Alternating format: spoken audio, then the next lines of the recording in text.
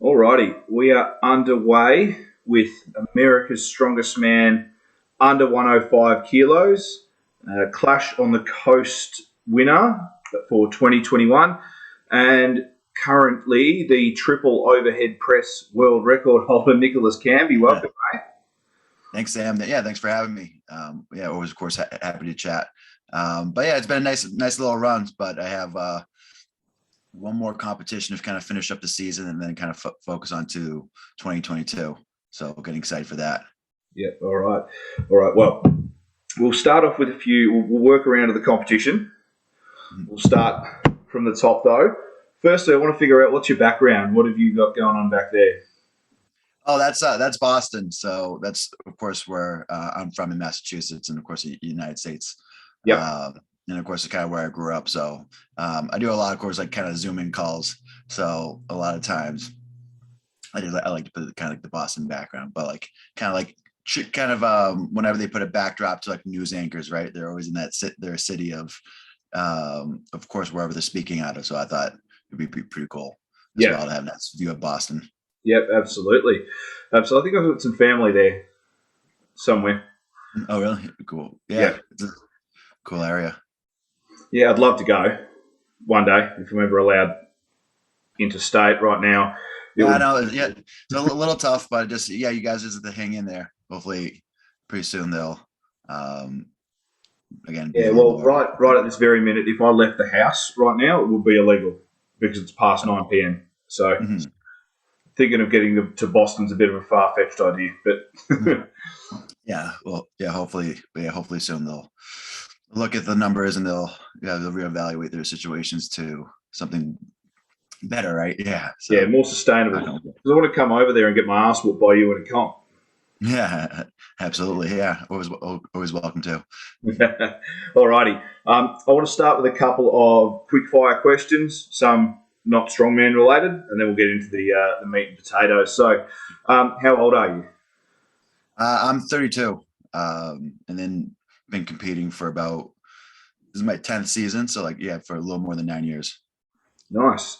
And are you a football or a basketball fan? You got teams that you go for, or baseball even? Yeah, so yeah, generally, I'm a big Patriots fan, so of course football. Of course, being in the New England area, kind of growing up when Tom Brady was most prominent, and of course had his great run here in the New England. Of course, and then Boston's always known for their sports, so the Red Sox were always good, Celtics, Bruins.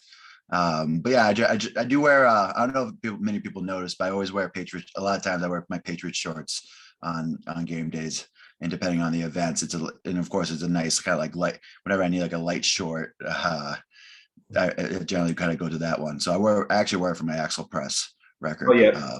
Patriot shorts.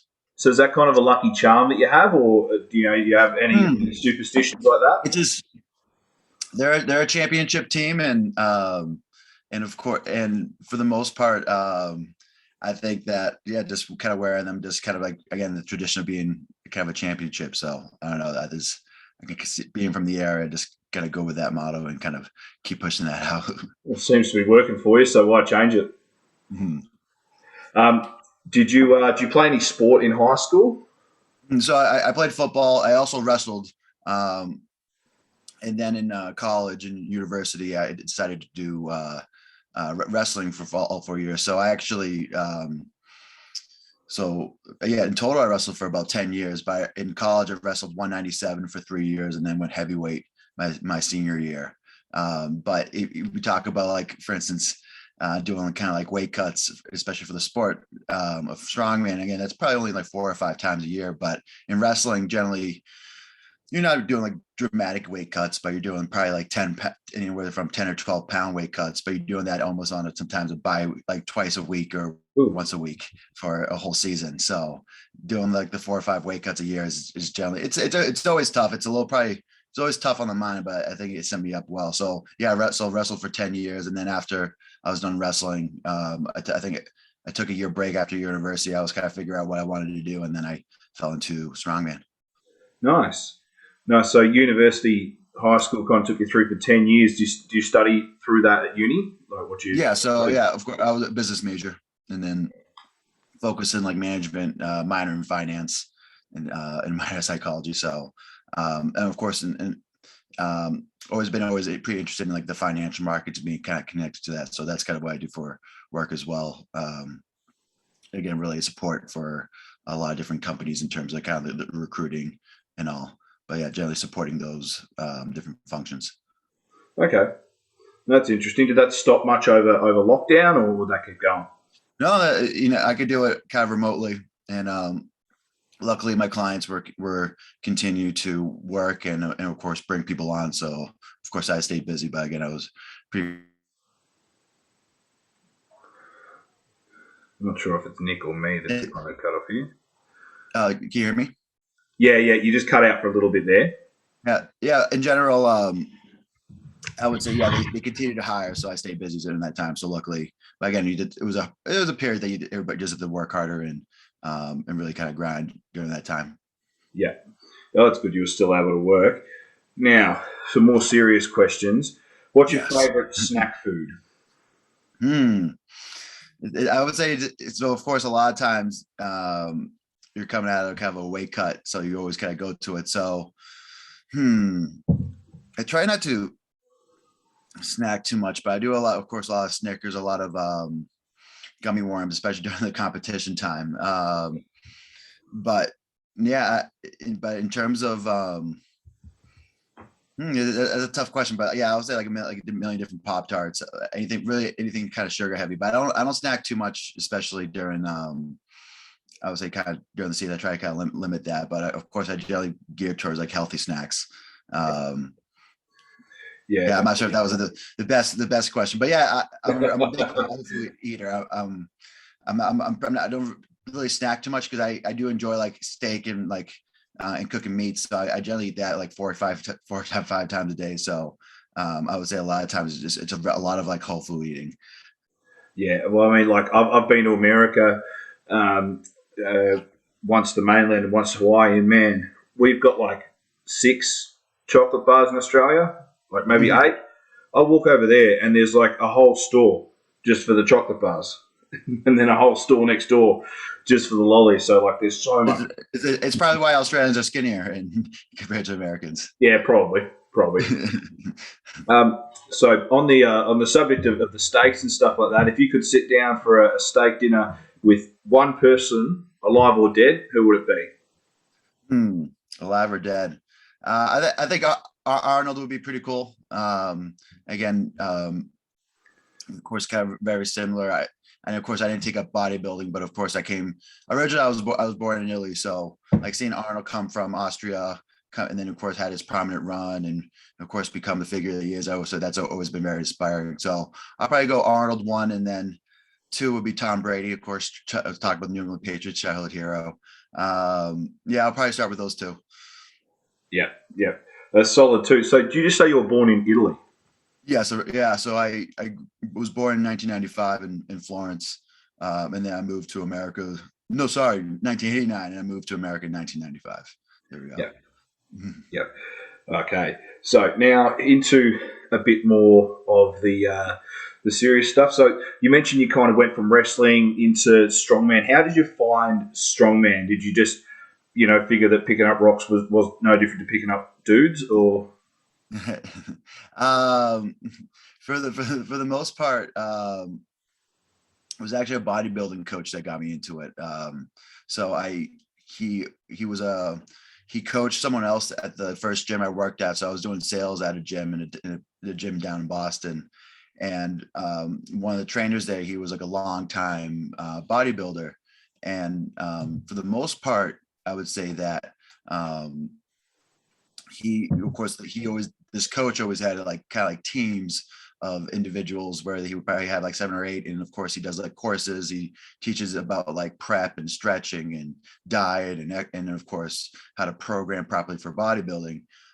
So I thought pretty cool. So I did like a stretch for probably like 5 or 6 months, kind of working with his coach. But within the first month, he introduced us to strongman. So we did of course a one strongman day, and they're like, oh, he's like, oh, you did great. We did like log yoke, stones tire. And I was like, oh, this is really great. Like, great. You look like you're ready for your first competition. You can hop in like next week. And so my first competition was the week after. I ended up taking like 4th out of 6th. I did win the press event. So like first time pressing a keg. I won that. And of course, a fun fact of that first competition, Rob Kearney was actually my ref. So Oh wow. yeah, so I didn't know, of course, I didn't know who he was. And there were sort of some other like notable figures of pros at the time there. So it was a cool competition, but that's where I pretty much, I'm like, oh, this is pretty cool. So I did a competition. Um, I did a competition later that year. I actually prepped for it. Again, came close. I think I took 4th out of 12. I'm like, all right, this is all right. I'm gonna keep doing this. And then so the first year I did 2 competitions. The year after I did 3. The year of competition I did 4 a year, 5 a year, 6 a year, and then but yeah, I've been averaging a lot of competitions since then. So yeah, that was my start. So the bodybuilding coach got me into it, and then the minute I touched the strongman, I'm like, I don't think bodybuilding's for me. I think I'm gonna go this strongman route. So, but it was great that I was able to get introduced to that, because starting my strongman career, I also learned a lot about bodybuilding and good practices, and also took some of that into my training and philosophy and diet and all. Yeah. So do you do your own training? Yeah. So right now I've been programming myself, and pretty much the whole 9 years I've actually probably mostly programmed myself. I had 1 year I had a coach, Terry Rady, for about 6-7 months, and learned a lot about like hypertrophy and some other aspects I wasn't really focusing on. So it took some of that, and then kind of combined it with my own knowledge, and of course worked with other coaches and mentors over the time, and be able to take everything. It's kind of, again, it's a kind of like a big collective of course knowledge, but of course everybody, that's how everything kind of works. But yeah, that's different people I've met over the years. But yeah, all 9 years. But a lot of times, I will, like, for instance, I'll write a program out and I will run it by a few people that I think what that they would have good feedback in terms of my program. So I do kind of bounce it off the ideas off people a little bit, maybe like during a training session, or I'll call a good friend. Like maybe sometimes I'll call Anthony Furman about some deadlift programming and what his thoughts are. So I do bounce off the ideas, but yeah, it's been my own programming. Yep.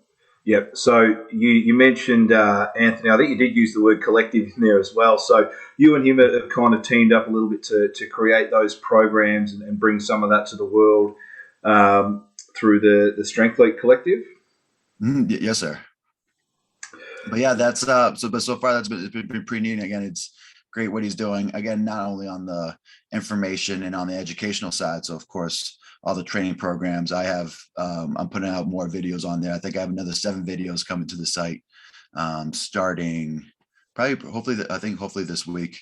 And then of course all the programs are going to be more nutrition sources, and just a lot of information that athletes can get in like kind of all in one place. So far it's been a great idea. And then what he's doing on the competition side is exciting. All right, just bigger opportunities for us 105 kilo men, but it's making the other I would say other federations and other promoters kind of step up their game as well. So it's he's pushing them to everybody to hold contests and strongman to a higher standard. Yeah, yeah. Well, I mean, I spoke to Annabelle Chapman this morning, and I think Anthony might have played a hand in getting Wuss to start hosting some of the female side of the. Yeah, and of course that must have been. I saw that. I haven't got to check out the conversation, but that must have been nice. Yeah, that was quite the tear, especially between 2 days. Of course, you got to recover, you got to fly back, and just to be able to hop in there and kind of win. I've done similar items, but I never won 2 competitions in 3 days. That's unheard of. Yeah, that is nuts. That is nuts. But with the subject of the clash on the coast, I reckon it's been since May. So what would that be? June, July, August. So 4 months. You've gone ahead and won Clash on the Coast, which was basically was it North American basically, or was it? Yeah, so it was. Yeah, so you had kind of the best of. We had one Canadian, which was Isaac Mays, but Isaac is the best 105 in Canada, so we had good representation there. And then the rest of the 28 guys. Say again. I was saying Isaac basically competes year round as a heavyweight at Yeah, a but Canadian he's level. yeah, but he's before again. A lot of times, like who's gonna come out, but like if a lot there's probably a few top heavies, but generally he beats those other 105s that bump up again on the heavyweight stage as well. So of course he's a great competitor. But so there was Isaac, and then 28 Americans. But in terms of even a competition in America, there's never been all the pros and all the top amateurs in kind of one place. There's been America's Strongest Man, and then you have the top amateurs, but just the fact to have them all in this one in the same place, they don't have to go through the process of going through the American pro system, but having them all in one place, but also having them for like 11 events. That's, I think, kind of what made it pretty interesting. So of course, 3, 3, and 5. And it wasn't only 11 events, it was like 19 implements. So it was quite the contest. Yeah. So, do you want to go in depth a bit more about the contest? What it felt like actually being there? How you guys were treated. The sort of standard that Anthony set for the world stage to produce strongman.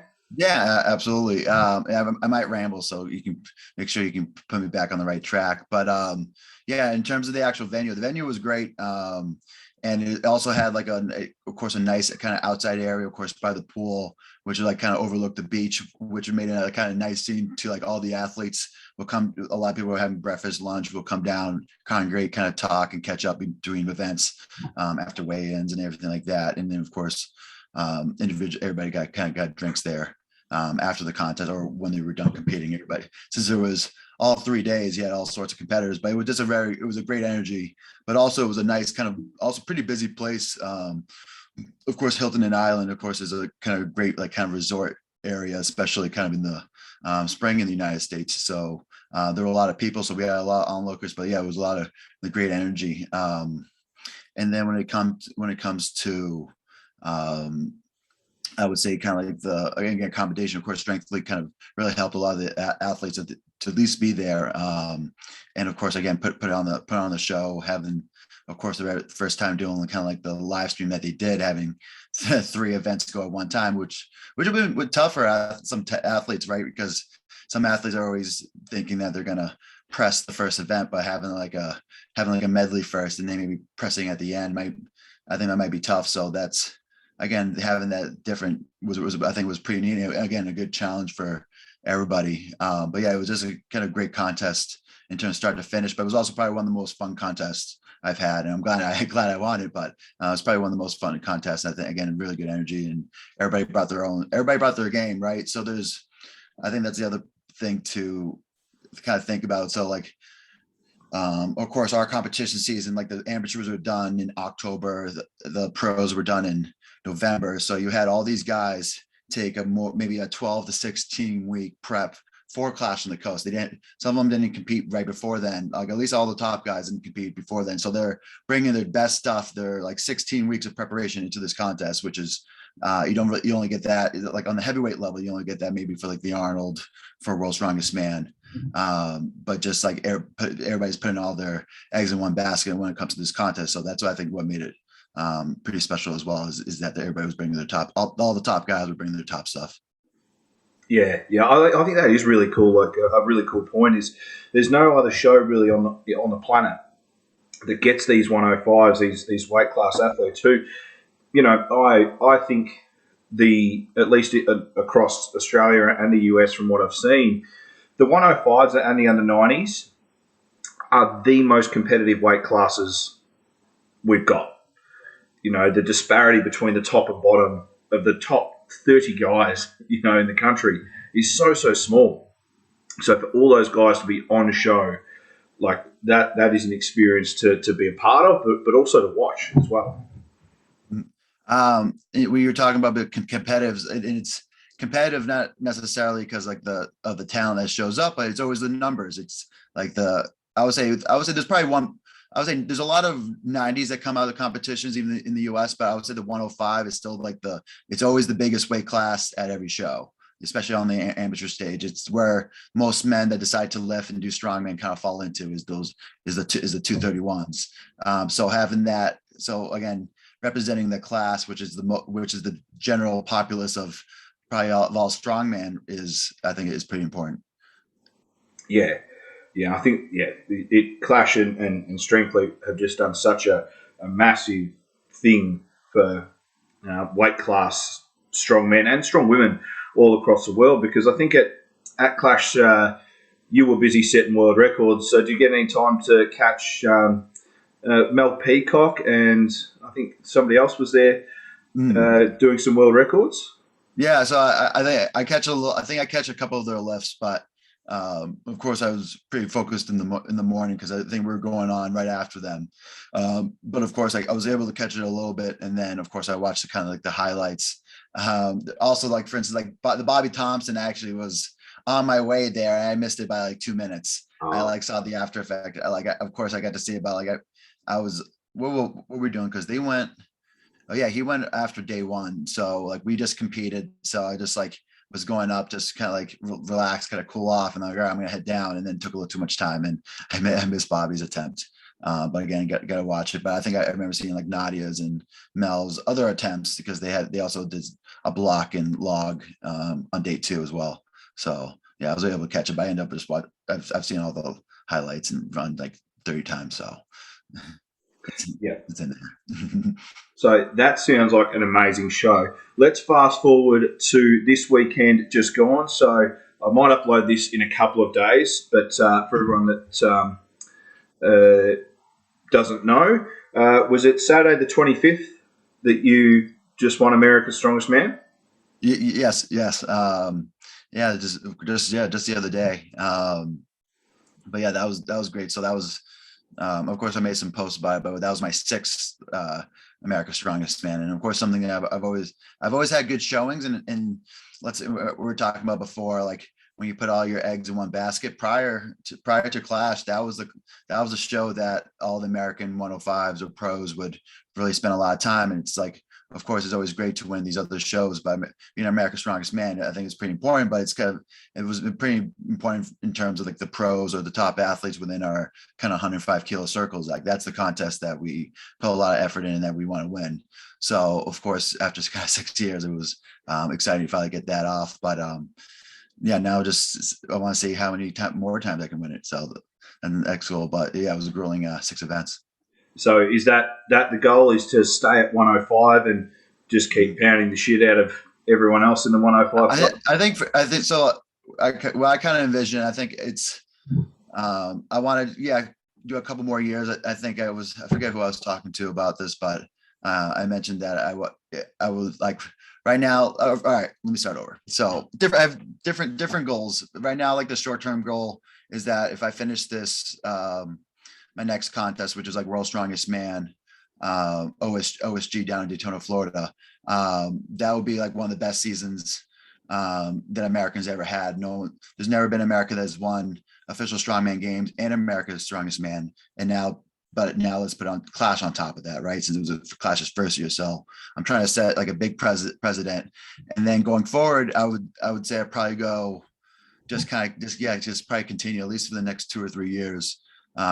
Just trying to keep kind of winning contests and kind of go to become like the greatest 105 all time, maybe like a big Z of 105s. But that's kind of like the long-term goal. If I, again, staying healthy is number one thing, but yeah, that's kind of like the long-term goal at the moment. Yeah. Well, I think you're certainly a shot. Like you said, you're having a kind of Hafthor Bjornsson 2018 esque That was great. That was kind of year. not the Arnold, the Worlds, the Europe's ultimate strongman, right? Your world Yeah. ultimate strongman. Yeah. Yeah. That was when they first rolled that out, and so he decided to win that too, amongst everything else. Mhm. Yeah, and then Shaw had a big year, but yeah, it's always interesting. It's always like, and again, I was kind of thinking like Shaw had one big year. I want to say 2016. I think he won the Arnold, the Worlds, and like two Arnold other like qualifier Africas, like a Arnold Africa Yeah. and an Arnold Spain or something like that. Or I think it was Australian Yeah, Spain. I think it was. But I think it was down here. yeah, but yeah, there's always something special about a big year like that. So that's why I want to kind of complete. And again, if you really just need one kind of big year, and then you can kind of just really focus on the titles. But yeah, that's where I'm at right now. Yeah. Well, on the subject of focusing on titles, that's not what everybody cares about. Everybody cares about world records. At least the internet does. So I want to chat about those three that you've got. Is it just the three, or is there one that I'm not? Yeah. So right now I have three. But there's also I have a partner's world record with Johnny Wasisco. We did a carry, Icelandic carry out in the Ukraine, and they gave us a team world record. So technically I have four, but I would say the three individual ones. Yep. And that's of course the block, the axle, and the log. So maybe circus dumbbell one day, but I'm pretty happy with those three right now. Yeah. Yeah. Any idea what the circus dumbbell is for the 105s? So the American record is Andrew Clayton, which is like 270, and the world record is 282 pounds by Marcheski out of Poland. Okay. He was pretty solid. He always like podium in all like the European contests, so he's a pretty solid competitor. But yeah, I believe it's like 282. Okay. So I would say like probably go, if I ever went for it, I would go for like a solid 130. So 286. I think that would be a pretty neat, and maybe one day push it to 300. Yeah. Oh, look, I think if anyone's going to do it, it's you. So what are your numbers in pounds, kilos, if you know it, for the Right. three that you've got: the log, the axle, and the block? So the axle is 189.5 kilos, or 417. The log, I think what is the log? I forget in kilo. It's 412 pounds. So Off the top of my head, I think it's 188 because I think Rob's was 187. Okay, yeah, But I could be a kilo off there. Yeah, that sounds about right. And then the block, I forget the kilos, about 312 pounds, which is like 142. About 141 and a half, maybe. Yeah, it's around that range. Right. But yeah, those are all again all kind of solid records. Like Clayton's record, the actual record stood for a few years. Rob held that 410 for 6 years. And then the block record was about 4 years old, I believe. So they're all kind of like decently kind of old records. But I will admit that Rob probably hit his 410 easier than I hit my 412. So, but I think a lot of that was kind of just kind of squeezing out the moment. But yeah, hopefully I can push all the numbers. But I think the only one that I would want to keep pushing on is the axle. I think I have another like 10, 20 pounds on the axle if needed. Yeah, you reckon 200's there? I think I could probably make a run. I think I would have 430, and if I put like an actual prep cycle together, I think I could hit 200 kilo. But I actually kind of slowed down on my axle training for Clash because I hit close to the record 2 months out. So that was off of maybe like 6 weeks of training. So axle is always something that's come really natural to me. So I did more just kind of like my Olympic lifts that are good for my overall development, and then maybe like 1 or 2 axle days, and then went for it. So I think if I put a good axle run, I could bump that up a good amount. What's the most you've ever put overhead? Is it that 189 axle, or have you done? In terms of like off of blocks, I've done 205 or 450 off of blocks. So that's the most I put overhead. I did that in December of last year. So I haven't pushed that number. I've done 420. I did the 420 push press recently.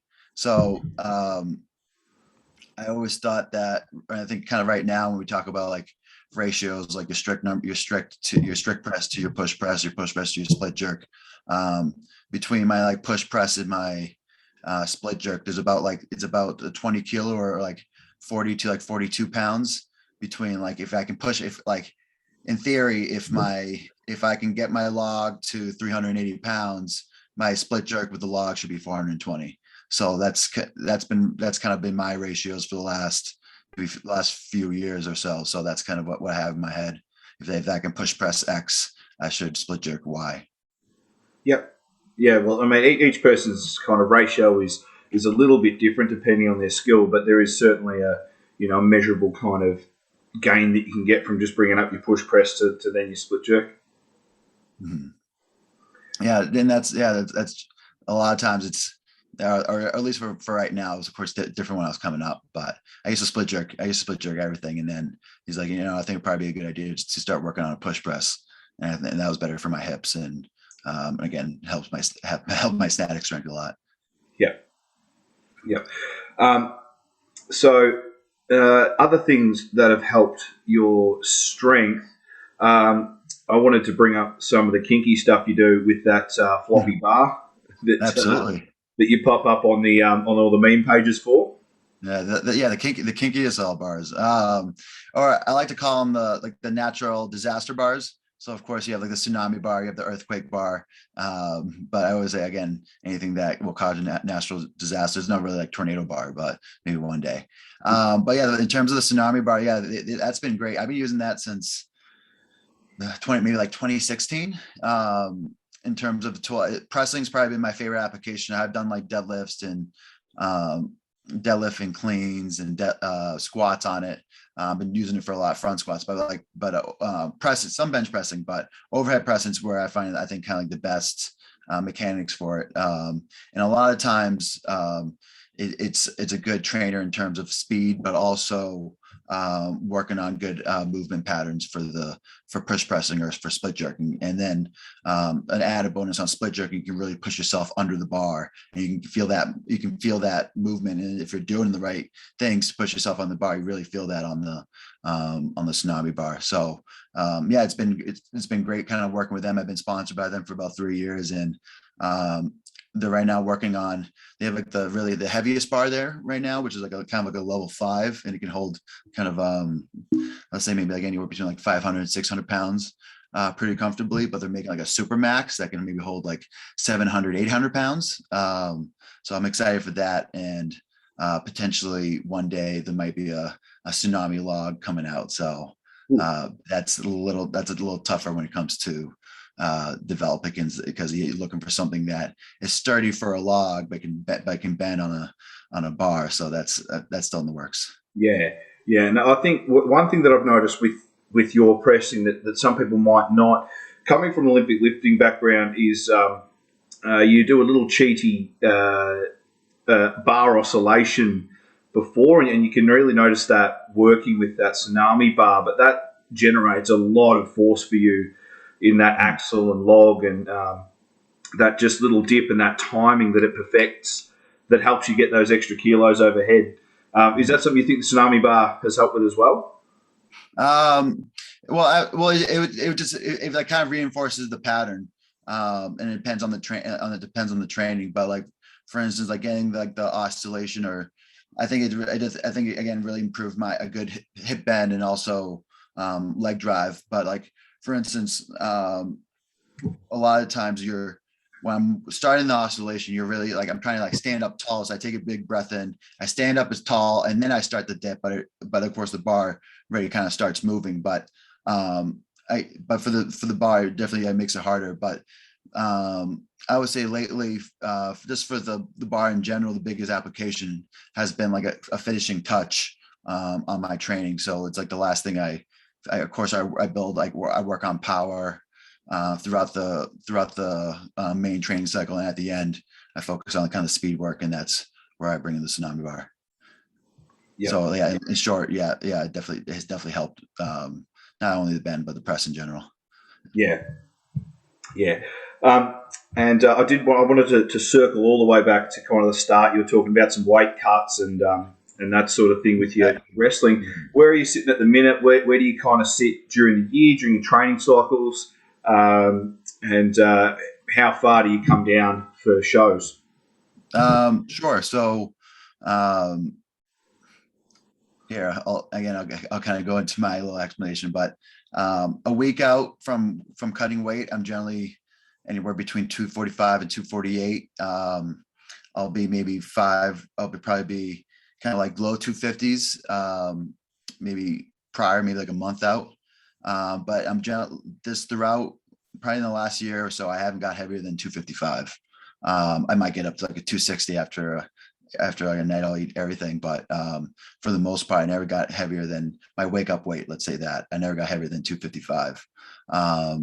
But when it's time to get ready for a cut, I generally will start dieting so I can get to that 245, 248 range, and if I can cut from that 1 week out, and then I'm in pretty good shape to make weight and feel good about it. Yep. Yep. So you don't really blow out too much. You're keeping it within 20 pounds, 30 pounds. I've done in the past. I've gone up to like 265 when I trained for like the Arnold amateur heavyweight show. So of course, like a chance to compete on the big stage the year after. So I've done that show in Columbus, and then of course I've gained weight for that. But especially kind of this year, I'm exclusively competing in 105 kilos. So I got to stay pretty close to range. So I'm always kind of pretty mindful of my diet. So as like, again, my main focus being this weight class, I've made a conscious effort not to get over a certain amount of weight, which has been 255 at this point. Yep. Yep. All righty, mate. Well, it is getting pretty late here. And I'll let you get started with your day. Thank you very much for coming on. No problem, Sam. Of course, always a pleasure. And again, I hope, again, I know you're pretty locked down, but again, a good time to kind of really kind of focus yourself and be able to kind of feel pretty strong once the gates get open and you can start competing and potentially come over and compete with us in the USA soon. That would be the absolute dream, mate. I'm going to have to stay somewhat within the range of 105 so I can actually come down and compete with all you monsters over there. Then where are you at right now? Sitting at about 122, 123 kilos, so it's about 280. Good training weight. It's a fat 280, though, so. Yeah, absolutely. But again, great. But yeah, make sure you stay in your hips and your lifts. You're very knee heavy on a lot of your presses. So that's been my main critique when looking at some of your presses. But yeah, keep that in mind. And yeah, if you ever need any help, just shoot me a note. Absolutely, we'll be doing that, mate. Do you want to plug your Instagram? Any other things? Yeah, sure. If you want. So Cambi Dude on Instagram. I'm also Cambi Dude on YouTube. I'm Cambi Dude Cambi on TikTok. So TikTok, I generally put out like other content, but some more other kind of trainings. A lot we probably see on my stories. But I don't do any dances. It's just more all strongman content. But again, I just try to put things that are kind of relevant. And then for the most part, of course, sponsor wise, and of course, check out the Tsunami bars in terms of all the latest floppiness. And then of course, if you're interested in my kind of coaching or strength content, also or further strength content, you can check out Strengthly. Yep. All righty, mate. Well, thank you again for joining me. Congratulations on the year you've had so far, and good luck for OSG. I'm sure Absolutely. You'll smash it there. Very excited to see that. There is a live stream for that as well, I believe. So hopefully, they'll of course get, like anything, get posted pretty close to the competition. But I think they do a pretty good job. They always have announcers, and they always have actually pretty cool camera system to kind of focus on. So I'm pretty excited to see that production as well. Yeah. I know I'll be watching. So thanks, mate. I'll let you go. You enjoy the rest of your day, and I will chat to you about my pressing privately. Yes, sir. Absolutely. Thanks, Dan. All righty. Thanks, mate. Catch you later.